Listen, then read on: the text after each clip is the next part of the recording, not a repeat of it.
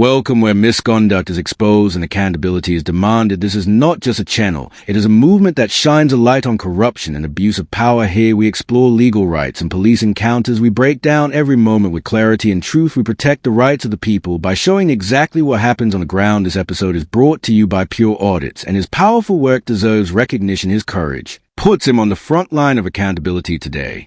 We take you into Concordia, Wales, where a simple act of filming turns into a battle for freedom. What begins as a man with a camera soon escalates into a test of rights. Not to film this building.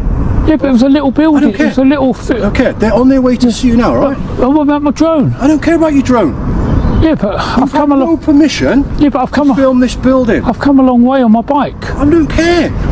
I go round, I take like videos and drone footage, and I put them on the World Wide Web. Yeah, but you've had no permission to come onto this site, and you were filming on this site without permission. No, I only come on the site to knock on the door, but I think you came out, didn't you? But you've been videoing on this site without permission. No, right? I came through. I watched you. No, but I came through. I watched you.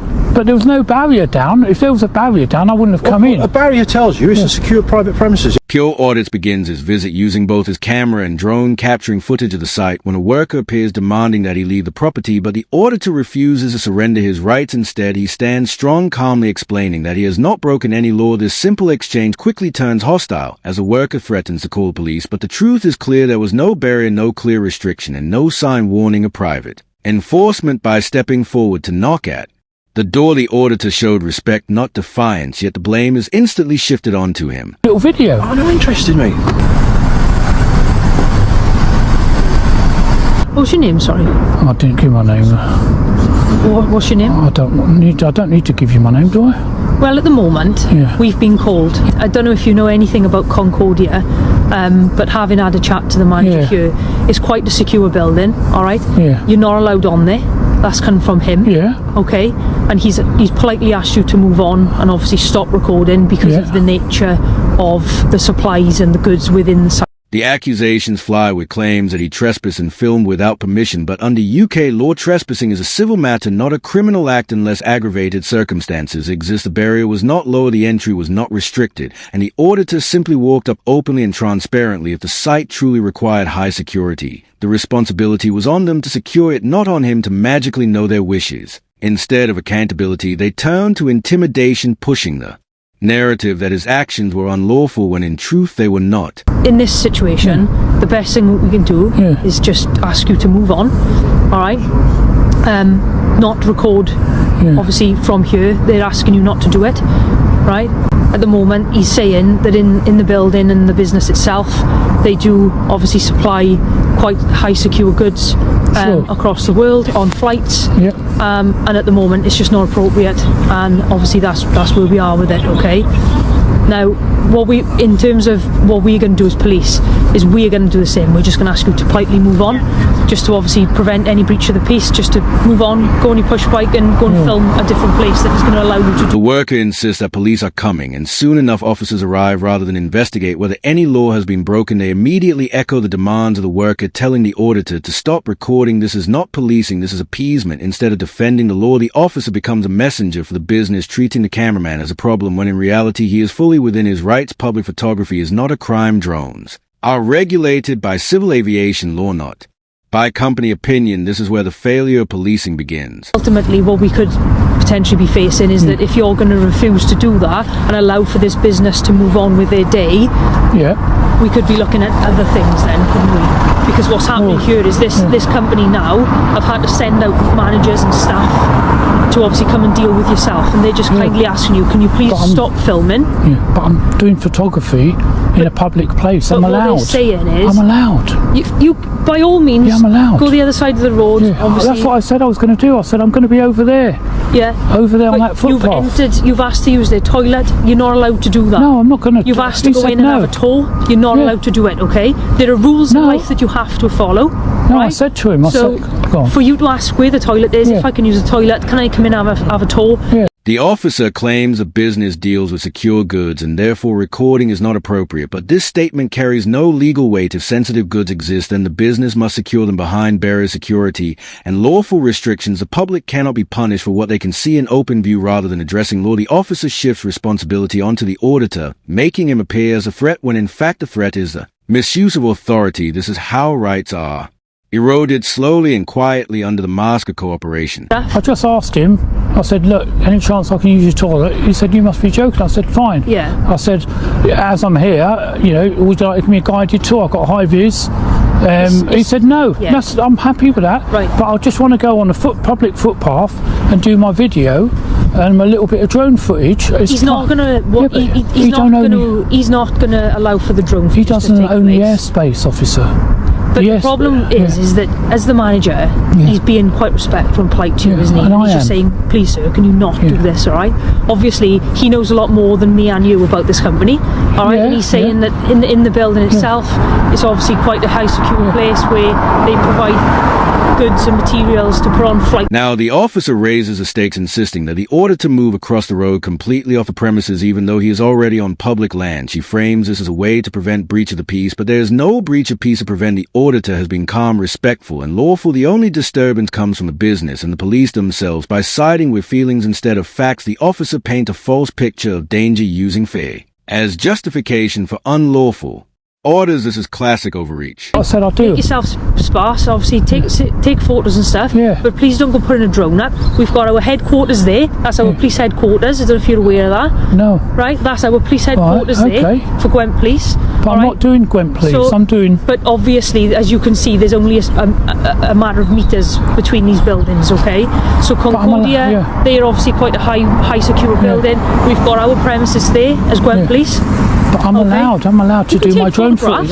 Her words become more patronizing as she says there are rules in life that you have to follow, as if his legal rights are nothing more than childish disobedience. She is not impartial. She is not protecting liberty. She is acting as a shield for a business that feels uncomfortable. Demands are not rooted in law, but in pressure to comply. The auditor holds firm, reminding her that public land is for the people, not private corporations, yet her insistence grows stronger, exposing the bias in her. Yeah, they have different zones in the UK.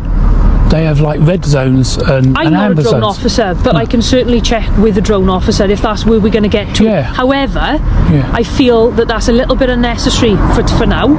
All right, and I think that what the best option here is just for you to obviously move on as you've been asked by a couple of people now. All right, but just move on, get on with your day. And this is my day. I'm allowed. I'm not being... Like I said, just go across the way then, and obviously. Yeah, I was going to go across across the way there. There's many other buildings on industrial estates that you can use. Yeah, and you can photograph. I will do them, but I was here, and what you're telling me is that because he don't like it, it's not a case of him not liking it. He's the manager, isn't he? And what he's saying is that because of the nature of the materials and the goods that are inside of this building, but it's not unlawful to do photography. It's just a public place. It's not.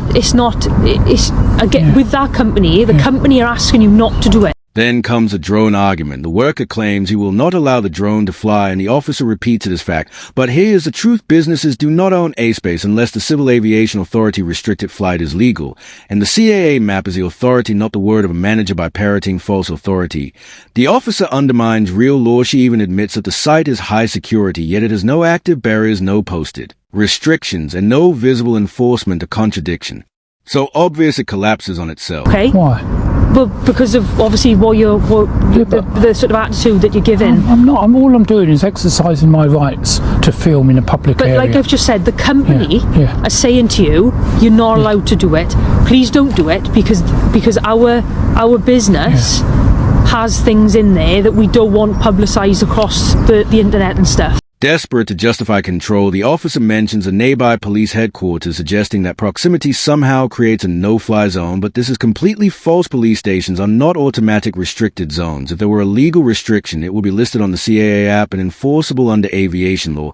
Instead, she offers requests framed as orders, proving she has no authority to stop the flight when law fails. Emotion is used when power is lacking. Intimidation takes its place, but The auditor refuses to bow. I'm also exercising my rights, okay, lawful rights, as a citizen in England and Wales. I'm allowed to take photography in a public place unless... Photography is different to drone though.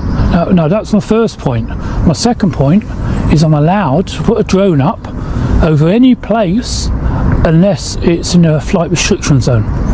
And I've got a CAA app that tells me I'm allowed, and you're telling me I'm not. Now that's not law. As the exchange continues, the officer pushes harder. She suggests that by refusing to comply, the auditor could face consequences. Yet no law is cited, no statute is mentioned, only vague warnings and thinly veiled threats. This is not how policing is meant to function. An officer should serve a law not invented in real time. By pretending that personal discomfort creates legal power, she exposes the weakness of her position and the strength of the auditor's calm resistance to truth is on his side, and she knows it. You're completely confusing what I've said. What I've said to you is that business are asking you not to. Alright, they don't want you doing it. So can you not just respect that and be, respectful towards everybody involved here, and just please just take your photographs, but they just don't want to drone up, okay? But I am being respectful. I mean, I'm not getting into an argument or any conflict with you guys, but I am allowed to put a drone up, and you're saying, well, be respectful to them and don't put one up. But I'm allowed, and it's my right. It's my right to put a drone up in a public area. The mask begins to slip when she tells him, let's not make things difficult, or they will end up difficult, a phrase that carries the weight of a threat, but no legal meaning. When pressed to explain, she falls back on attitude, accusing him of being awkward simply for exercising his rights. But rights are not awkward, rights are not negotiable, rights are the foundation of liberty. This moment shows her true position. She is not protecting the law, she is punishing defiance. She is acting on feelings, not... If you tell me... If you tell me if you're going to arrest me if I do it, then what I'll do, I won't do it, but I'll go to my lawyer, because I'm allowed, and I know my rights, and the rights are that you're allowed. The law says that you're allowed to take photography, including drone footage, in a public place. Okay, what's your surname, please? What? What's your surname, please? I'm not giving my name. You're going to refuse to give details now, are you? Well, unless you threaten me with some sort of arrest. I'm a police officer, sir. I don't threaten anyone. Oh, right, okay. I don't threaten. So you're not going to threaten me with arrest if I don't give you... Certainly not a threaten. Okay. I can use laws and powers, but it's certainly not a threat. But I've not done nothing wrong. Ultimately, what happened here is that the police have been called, right? And I'm now having to deal with you as a person. Therefore, I'm asking... The auditor pushes back harder, citing drone laws, citing his right to film, citing the authority of the CAA app, which proves the space is unrestricted. His arguments are rooted in evidence, hers are rooted in pressure. She cannot override aviation law with personal opinion, yet she continues to insist that he respect the wishes of the business. As though feelings are higher than legislation, her case falls apart, yet she refuses to admit defeat, doubling down on a narrative that has no foundation. This is police failure on display. Call that I'm actually dealing with. Yeah, but I don't have to give... What? I mean, I don't understand why... So then, if you're not going to give details, then I would strongly advise for you to just move on. Because at the moment, you've got 3 units here that are obviously dealing with you. I don't know who you are. Yeah, I know, right? but I I'm need just to know who you are. No, I'm a member of the public. Yes, I appreciate that. And I'm doing a lawful act. I'm doing photography and droning. So why are you not... At the moment, you could be missing. You could even be wanted. Right? And ultimately, as a police officer, we have the right to take you to custody, to identify who you are, if you do refuse to give details. When she demands his name and date of birth, the abuse of power becomes undeniable. Under UK law, officers can only demand identification under specific circumstances, suspicion of crime, fixed penalty notice, or antisocial behavior, none of which apply here. Yet she insists using intimidation tactics to pressure him into giving details, suggesting he could be missing or wanted. A claim so absurd it reveals the desperation in her approach. This is not lawful policing. It is manipulation disguised as authority. But you've been involved in something that the police have been called for. So as a police officer, I'm requesting your name and your date of birth. Yeah, but under what section? I don't understand. Under what section are you asking for my name and date of birth? Because I'm legally, and I don't want to go into civil law, into unlawful arrest and unlawful detention here. But if we go down that path, You know, we don't want to. I don't want to go unlawful detention, unlawful arrest, unlawful giving of my details, because that all goes. It's not an unlawful giving of details by any stretch. Okay, well, if you felt that I've committed a crime, then you know, or there's a section under PACE, I just feel, and I know PACE very. The auditor refuses and demands to know the section of law she relies on, but she cannot answer because there is none. If she had legal power, she would cite it instantly. Instead, she stumbles, accusing him of being awkward and difficult, framing lawful resistance as disrespectful. This is a strategy used by many officers. When they cannot legally justify their demands, they turn to emotional language to make compliance feel mandatory, but the auditor holds strong, exposing the weakness of her position and the truth that he has broken no law. In my name and address, I'd like to know. I think you're just being extremely difficult and challenging, and I'm probably quite awkward at the moment. I'm not. I'm doing what I'm exercising my rights. It's just a little bit awkward when a person is obviously not just cooperating, isn't it? Yeah. All right. I'm just trying to do my job. I know you are, but and we've been called because you're obviously causing some. I'm not. I was going over there. But you're not, sir. I found you just here on the pavement, in a public road.